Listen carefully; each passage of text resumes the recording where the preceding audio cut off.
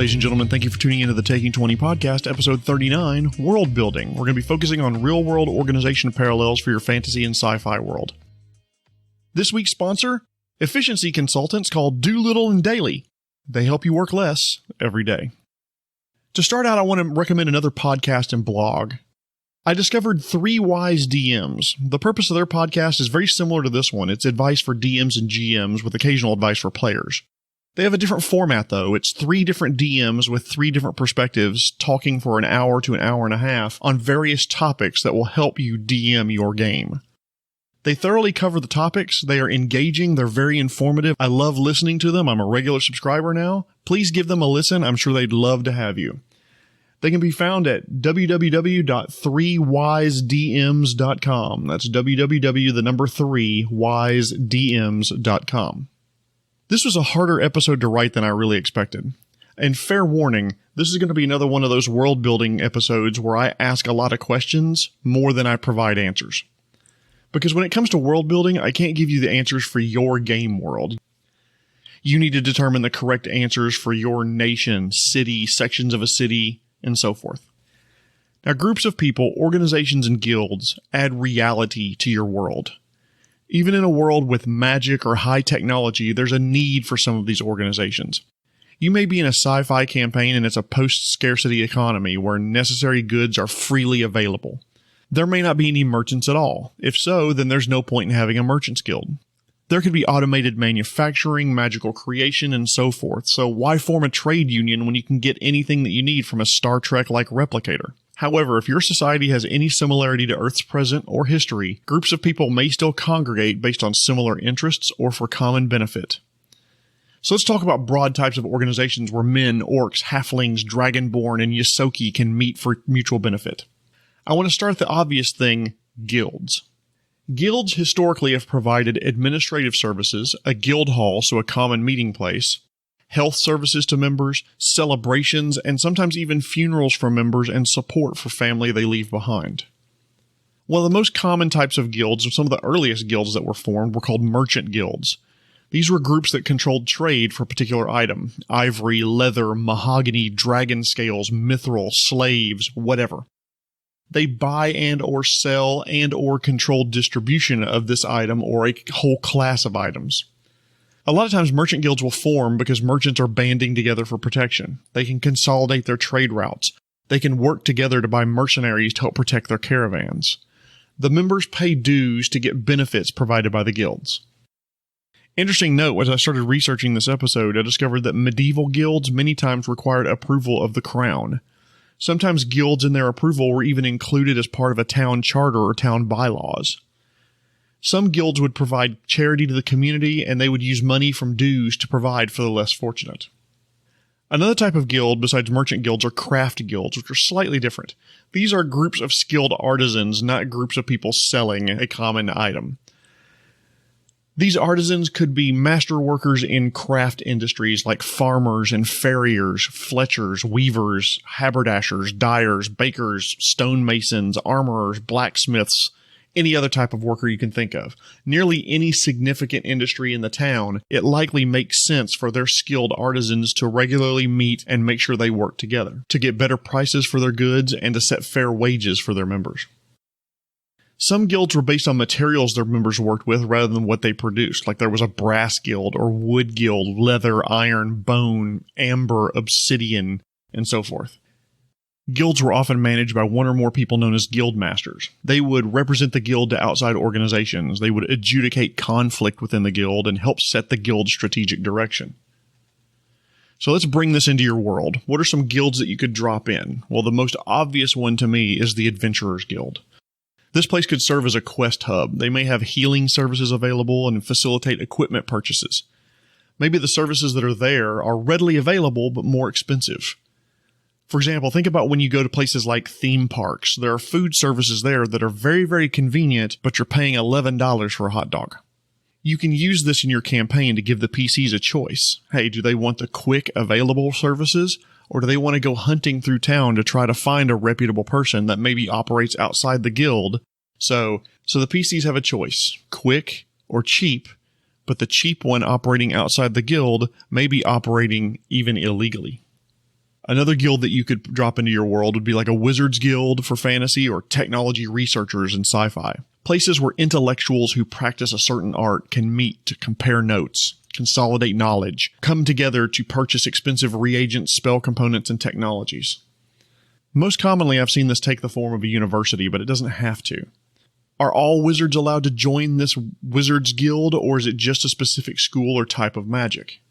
The Transmutation Guild, the Cryomagic Guild, which only researches cold magic, for example. Is it even tied to an area, location, and maybe even an ancestry or race, like only halfling sorcerers are allowed? Another type of wizard's guild you could drop in would be a necromancer's guild. They may know the best places to find bodies to bring back. They may know which graveyards aren't well defended. Or maybe even they establish, for lack of a better term, territories for each necromancer. Anyone or anything that dies within that territory, the necromancer of that territory has right of first refusal of their body. So let's leave guilds and talk about another type of organization like social support organizations. Think of things like food banks for the poor. In sci-fi, maybe these are food processors that are freely made available. It creates tasteless, nasty gruel, but it's food. Maybe it depends on volunteers and donations from other volunteers so that the food can be produced for the poor so that no one goes hungry and no one starves. It could be clerics casting Create Food and Water. Maybe it's run by the church as a proselytizing tool to try to bring more members into the church. Or maybe it's run by the state as a PR and social welfare group. Or it could be just a group of volunteers who want to do the right thing. Another type of social support organization you can consider is like the Habitats for Humanity, who build houses and build homes, provide higher quality housing for people who need it. They provide it cheaply or maybe even freely. If homelessness runs rampant, maybe this is a volunteerism opportunity for your players, and maybe that group would need the players to go secure resources for them. If your world or universe has any sort of addictive drugs, then chances are there's going to be an alcohol or drug treatment program available. It could be run by the state, it could be run by the church, or it could be run by a volunteer organization. If your universe does have addictive drugs, are these drugs illegal?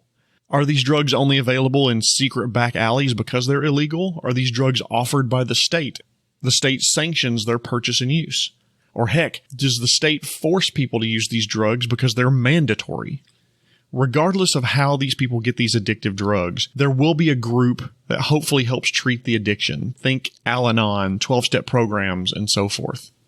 A medical treatment organization. If medical treatment is not universally available, there may be organizations who bring higher quality medical care to remote areas of the world where it's just not available. Similar to Doctors Without Borders, the Red Cross, and so forth. Think a group of traveling clerics or medics who help treat diseases, plagues, curses, and wounds in areas where clerics and healing is rare. Thinking a little more obscurely, what about a performer organization that organizes bards, minstrels, prostitutes, any sort of service organization? These performer organizations could give individuals dedicated locations for their work for a night, a week, a month. It reduces unexpected and unwanted competition for performance areas, whether that's taverns, common areas, restaurants, street corners, inns. Another performer organization may connect talented artists with rich people who want to contribute to their works. Another type of organization we can talk about would be government organizations. Any sizable government is going to need to divide up to organize everything. You may have one group within the government that sets tax rates, another group that manages the defense of the city or nation, another group that provides internal protection of citizens. You may have another group that adjudicates social and financial disputes, another group that regulates trade and currency used within the kingdom. So something to think about in your world. What governmental organizations are necessary to keep the wheels of civilization grinding on? So let's talk about religious organizations. These would be groups that would be similar to churches, whether they have a standing temple or not. Their primary purpose is to bring groups of individuals into the organization so they can follow the one true blank, whatever blank happens to be. God, demon, technology. Now here's the thing. Chances are a lot of organizations may be hybrids of these groups. Imagine, for example, a wizard's guild that also provides mercenary mages for battles or even wars. A religious organization that also provides housing because that's what their deity commands them to do. But regardless of what kind of organization it is and what kind of organization you're thinking about making, each organization needs to have a certain structure defined around it. Decisions have to be made by you as you're designing each organization. Questions like, how easy is it to become a member of the organization? If it's a volunteer organization, generally it's easy as they usually need volunteers. If it's a young or new or early version of a guild, it's likely easier to become a member because they're looking to expand their ranks. All you need to do is show a modicum of leatherworking skill and voila, welcome to the Leather Guild. Older and well-established guilds may be harder to get into. They likely provide more benefits to their members, but they're going to require things like an entry fee. The skill standard to get in may be unnaturally high. I mean, these guilds provide advantages to people who are members of that guild, and it's just natural for those with privilege to try to keep those without those privileges out. So another thing to think about each organization is how transparent is it? How easily visible are the motives of that organization? Within the organization, do all the members know the true goals of the organization? Or are they just taking advantage of the services and they don't know and don't really worry about it? If the organization's entirely benevolent, that's one thing. But think about this, a very secretive organization that is a cover for a cult or a secret cabal or a fringe group for religious and social purposes. Maybe they're covering up for the intelligent undead that's the power behind the throne of the organization. Also could be a cover for a crime syndicate. Barring expressly evil groups, the vast majority of members may not know of the evil being done by the organization. Whether the organization is good or evil, something you have to ask is how transparent is the organization to those outside of the organization? Does it appear to be benevolent to those outside the organization while concealing their true motives? How public is their agenda, whether that agenda is the real one or a false one that they put forth? Or is it the opposite? The organization appears to be selfish and greedy, but they secretly take very good care of its members and society at large. So let's get down to brass tacks. How do you actually design an organization to drop into your world? So there's some steps you can take. Number one, pick the group's purpose. Why does it exist and what does it do? 2, pick the relative size of the organization. Does it include all the blacksmiths in town or in an entire nation or maybe even a continent? Or is it just a fringe group of them? 3, pick a general organization alignment. Now, you know, if you've listened to my alignment episode, my belief on alignment. I think better role-playing would be to play them not just mindlessly following an alignment, but play the entire organization like an individual. Give the organization motives and purpose, desires, concerns, interactions, and history. 4, pick an organizational structure. Is it largely democratic? Is it one person at the head of it or a small group of leaders like a board of directors? And from there, start fleshing out additional details. Things like, what's the public agenda of the organization? What's the private agenda of the organization? What does it really want to accomplish if it's different than the public agenda? Is this a new group or one that's well established with rich connections throughout important people of society? What are some notable events from the organization's history? How was it formed? Was it a trade guild formed because rival merchant groups were hiring mercenaries to kill the other group, and this group stopped that war? Or is this a social group of individuals who realize that there are people in the town who are starving to death and they need food? In the organization's history, have there been major power transitions, and what's the effect of those transitions on the organization today? Have secrets leaked out of the organization, and how has that changed the way the organization's operating? Are members of the guild losing faith in its mission? Are they gaining faith and becoming stronger? Is society more or less accepting of the existence of this guild since these secrets leaked out? What public proclamations have been made by the organization? Have they announced that they stand by the king or the empress or the head honcho? Or are they secretly working against the leader? How is that group viewed by society at large? How is it viewed by other groups? And how is it viewed by people close to the PCs? Everything we've talked about up until now leads to these 3 questions that you can ask about any organization you want to drop into your world. And these are the 3 most important questions to ask when you're designing an organization. 1, how can the organization interact with the PCs? 2, how will the organization view the PCs?